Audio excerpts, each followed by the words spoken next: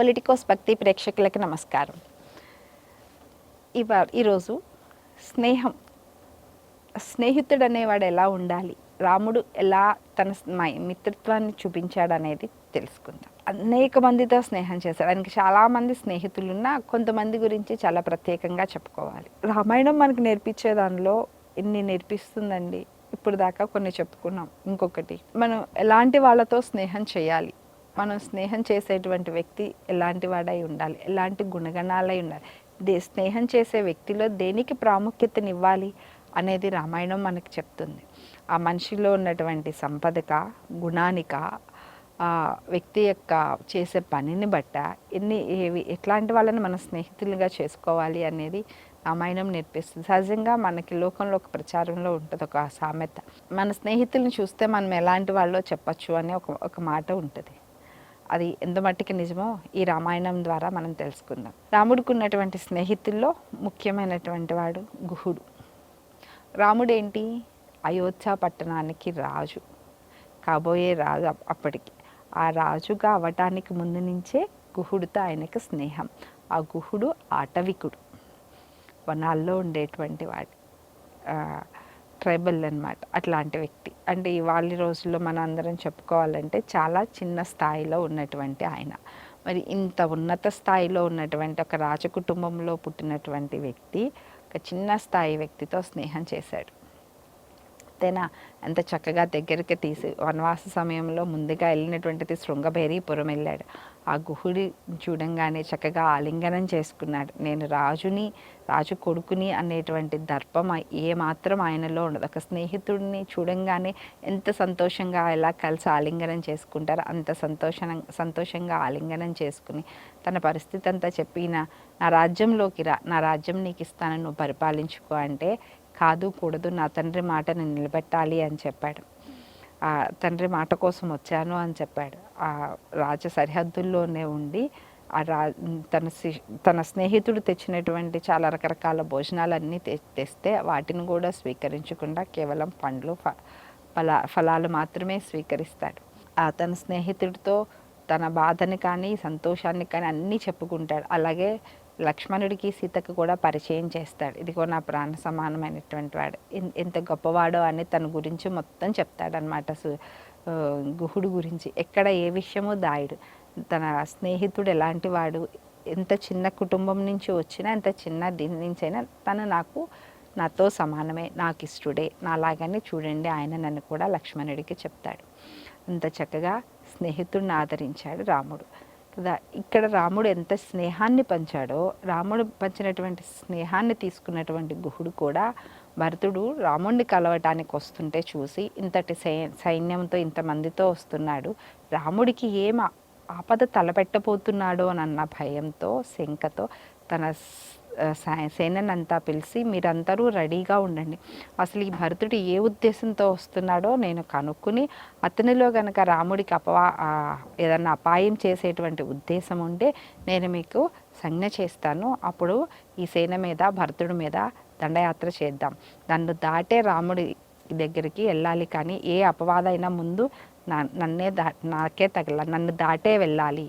రాముడికి నేనుండగా ఎటువంటి అపాయం జరగకూడదని తన స్నేహితుడి కోసం ఎంత అండగా నిలబడ్డాడో చూడండి గుహుడు. అంటే ఇతరులు పంచినటువంటి రాముడి యొక్క స్నేహాన్ని తీసుకుంటూ, ఆ స్నేహితుడిలో ఉన్నటువంటి మంచి గుణాన్ని నేర్చుకుంటా, తనని తను మార్చుకుంటా, ఆ స్నేహితుడి కోసం, స్నేహితుడికి కష్టం వచ్చినప్పుడు అండగా నిలబడటం ఎలా అనేది గుహుడు చూపించాడు.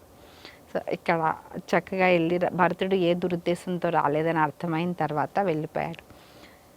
ఈ వనవాస ప్రయాణంలో ఇలా సీతమ్మవారు అన్వేషణ చేసుకుంటూ వెళ్తా సుగ్రీవుడు పరిచయం అయ్యాడు. వారితో స్నేహం చేశాడు. ఇద్దరు ఒకే రకమైనటువంటి కష్టంలో ఉన్నారు. ఇద్దరు భార్యను దూరం అయ్యారు. సుగ్రీవుడు భార్యనేమో వాళ్ళు తీసుకెళ్ళాడు, రాముడి భార్యను రావణాసురుడు తీసుకెళ్ళాడు. ఇద్దరు ఒకరి బాధను ఒకరు చెప్పుకొని, ఒకరి కష్ట సుఖాలను ఒకరు పంచుకున్న తర్వాత వారిద్దరు మైత్రి ఒప్పందానికి వచ్చారు. సో నీ భార్యని తీసుకెళ్ళిన వ్యక్తిని నేను సంహరిస్తాను, నీవు నా భార్యని తీసుకురావడానికి సహాయం చేయమని. ఆ విధంగా సుగ్రీవుడితో స్నేహం చేసి సుగ్రీవుడికి మంచి చెప్పి అన్నీ చేశాడు. వాళ్ళని సంహరించి సుగ్రీవుడికి రాజ్యాన్ని అప్పచెప్పాడు. తర్వాత సుగ్రీవుడి సహాయంతో లంకకి కూడా వెళ్ళాడు. అక్కడ లంకలో యుద్ధం చేసే సమయంలో రాముడు అంటాడు, నా వల్ల నీకు ఎటువంటి ఇబ్బంది కలగకూడదు, నీవు వెళ్ళిపో, ఒక స్నేహితుడిని రక్షించవలసిన బాధ్యత నాకుంది కదా, నేను చూసుకుంటాను అని. వీళ్ళు అసలు లంకా నగరంలో అడుగు పెట్టగానే సుగ్రీవుడు రావణాసురుడు తన కోట మీద ఉండటం చూసి కోపంగా రావణాసురుడి మీదకి యుద్ధానికి వెళ్ళి అక్కడ రావణాసురుడితో కొంతసేపు యుద్ధం చేసి వస్తాడు. రాముడు అంటాడు, అదేంటి అలా వెళ్ళిపోయావు అంటే, ఆ రావణాసురుడిని చూడంగానే నా స్నేహితుడికి అతను చేసిన ద్రోహం, నా స్నేహితుడిని ఇన్ని రోజులు ఎంత మానసికంగా బాధ పెట్టాడో అవన్నీ గుర్తొచ్చి ఆగలేకపోయాను. నా మిత్రుడికి ఎంత కష్టం కలిగించిన వాడిని చూడంగానే అదే క్షణంలో నాకు అతన్ని సంహరించాలనిపించింది, అతని మీద అందుకే యుద్ధానికి వెళ్ళాను. కానీ తర్వాత అక్కడికి వెళ్ళాక అనిపించింది, అతను సంహరించవలసింది నీవు కదా, నేను కాదు అన్న విషయం నాకు జ్ఞాపకం వచ్చింది, అందుకనే తిరిగి వచ్చాను అని చెప్తాడు. ఇది సుగ్రీవుడికి రాముడి మీద ఉన్నటువంటి ప్రేమ. అలాగే రాముడు కూడా ఈయనకి చక్కగా నచ్చ చెప్తాడు, వద్దు, అప్పటికి లక్ష్మణుడు ఒకసారి మూర్ఛపోవడం ఇవన్నీ జరిగితే నీవు నీ సేనని తీసుకుని వెళ్ళిపో, ఈ కష్టం ఏదో నాతోనే ఉండని, ఈ కష్టమో నష్టమో నేనే భరిస్తాను, నాకే ఉండని, నీకు వద్దు, నీకు ఎటువంటి ప్రమాదము రాకూడదు, అక్కడ నేను నమ్ముకున్నటువంటి నీ భార్య వీళ్ళందరూ ఉన్నారు, వాళ్ళని చూసుకోవాల్సిన అవసరం ఉంది, కాబట్టి నీవు తిరిగి వెళ్ళిపో అంటాడు. ఇప్పుడు చెప్తాడు, నీలాంటి స్నేహితుడు నాకు ఎక్కడా దొరకడు, ఎంత మంచి స్నేహితుడు నువ్వని ఆయనకి చెప్తాడు. అంటే సుగ్రీవుడు కూడా ఇక్కడ దాకా వచ్చినాక నేను నీకు అండగా ఉండి సీతమ్మ వారిని అప్పచెప్పే బాధ్యత నాది అని నేను తీసుకున్నప్పుడు మధ్యలో నా ప్రాణానికి భయపడి నేను నిన్ను మధ్యలో వదిలేసి ఎలా వెళ్ళిపోతాను, అసలు ఎలా వెళ్ళిపోతానని ఎలా అనుకున్నావు, నువ్వు నాకు ప్రాణ స్నేహితుడివి, నీ ద్వారా నేను ఎన్నో నేర్చుకున్నాను, నీ స్నేహంతో నా జీవితంలోనే నేను ఎన్నో మార్పులు చూశాను, ఎన్నో నేర్పించావు, ధర్మ మార్గంలో నడవడం నేర్పించావు, ఇంత నేర్పించినటువంటి ఇంత అండగా ఉండి నా జీవితానికి ఎప్పుడు దాకా ఇంత అండగా ఉండి నాకు అన్నీ ఇచ్చిన నిన్ను వదిలేసి కేవలం నా ప్రాణం కోసం, నా ప్రాణాలను రక్షించుకోవడం కోసం నేను వెళ్ళను, ఎంతటి కష్టాన్నైనా నేను ఎదుర్కొంటాను, నీకోసం నా ప్రాణాలను అర్పించడానికైనా సిద్ధంగా ఉంటానని సుగ్రీవుడు ఉండి యుద్ధం మొత్తం చేశాడు. ఈ మధ్యలో విభీషణుడు కూడా వచ్చాడు. స్నేహహస్తాన్ని ఆశించి రావణాసురుడు గెంటేస్తే స్నేహహస్తాన్ని ఆశించి విభీషణుడు వచ్చాడు రాముడి దగ్గరికి. రాముడు ఆయన్ని కూడా సాదరంగా ఆహ్వానించాడు. శత్రుపక్షం నుంచి వచ్చాడు, తీసుకోవాలా వద్దా అన్న సంశయం ఉంటుంది, కానీ అతను మంచివాడే అనేటువంటి నమ్మకంతో తీసుకున్నాడు. ఆయన రాముడు ఎంత నమ్మకంగా విభీషణుని అయితే చేరతీశాడో విభీషణుడు కూడా అంతే నమ్మకంగా రాముడికి సహాయం చేశాడు, రాముడికి అండగా నిలబడ్డాడు. లక్ష్మణుడు మూర్చిపోయినప్పుడు అతనికి ఎలాంటి వైద్యం చేయాలో, అది ఎక్కడ దొరుకుతాయో అలాంటివన్నీ చెప్పి పంపించాడు. ఇంకా అనేక రకాలుగా విభీషణుడు కూడా రాముడికి సహాయ సహకారాలు అందించాడు. ఈ విధంగా అంటే రాముడిలో ఉన్నటువంటి ధర్మత్వము, ఆయన మంచితనం, ఆయన క్షమాగుణం ఇవన్నీ తెలిసి విభీషణుడు స్నేహం అనేది చేస్తే ఇట్లాంటి వ్యక్తితోనే నేను స్నేహం చేయాలి, మిత్రత్వం అనేది ఇట్లాంటి వాళ్ళతో పెట్టుకుంటేనే బాగుంటుంది, అది అన్ని విధాలా క్షేమము, ఒక మిత్రుడు ఎలా ఉండాలో అటువంటి లక్షణాలన్నీ రాముడిలో ఉన్నాయని వెతుక్కుంటా రాముడి కోసం వచ్చాడు ఆయన విభీషణుడు.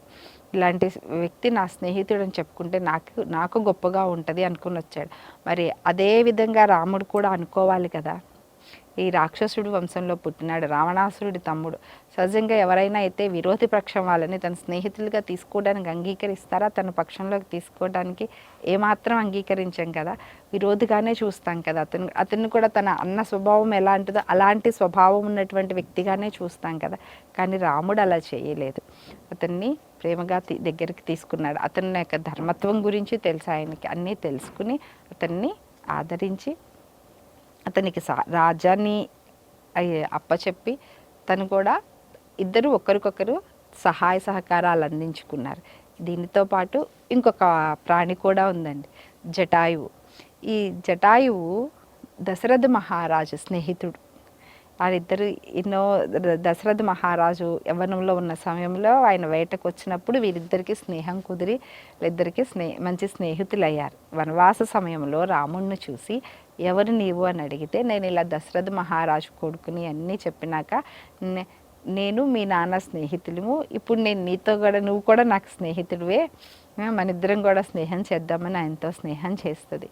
ఆ స్నేహంలో రావణాసురుడు సీతమ్మ వారిని తీసుకెళ్ళేటప్పుడు గ్రంగా స్నేహితుడి కోడలు తనకి కోడలుగా భావించి ఆమెను రక్షించడం కోసం తన ప్రాణాలను ఒడ్డి పోరాడతాడు, ఎంతో కష్టపడతాడు, చివరికి తన ప్రాణాలను కూడా వదిలేస్తాడు.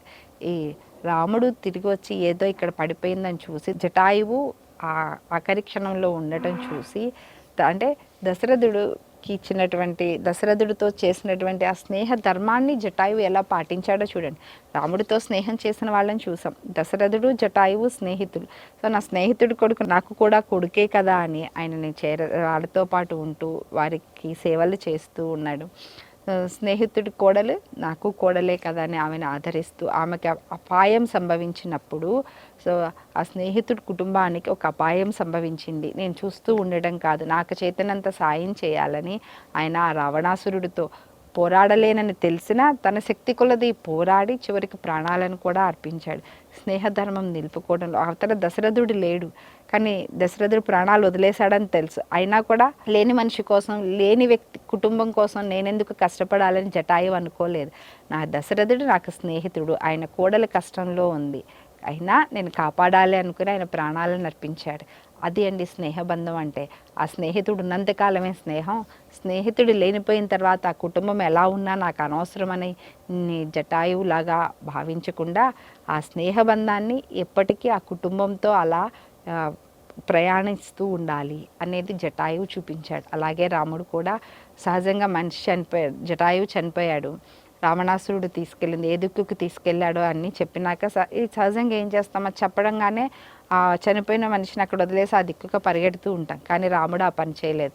తన తండ్రికి ఎలా అయితే అంత్యక్రియలు చేసేవాడో అలాగే జటాయువుకు కూడా అంత్యక్రియలు చేసి తన తండ్రికి ఎంతటి ఉన్నత స్థానాన్ని, ఎంత గౌరవాన్ని ఇచ్చాడో జటాయువుకు కూడా అంతే గౌరవాన్ని ఇచ్చాడు.